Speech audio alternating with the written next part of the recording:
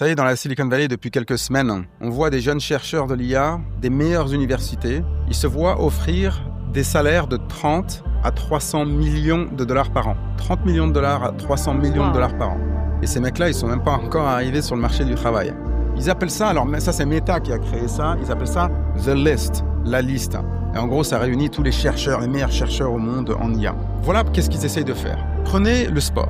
À l'époque, c'était amateur. À l'époque, ils n'avaient même pas le droit de payer les joueurs en Angleterre. C'était interdit de payer les joueurs. Et petit à petit, ces règles-là ont changé. On a commencé à les payer un petit peu, mais les joueurs travaillaient encore à l'usine dans les années 1900. Puis ensuite, on a commencé à professionnaliser tout ça.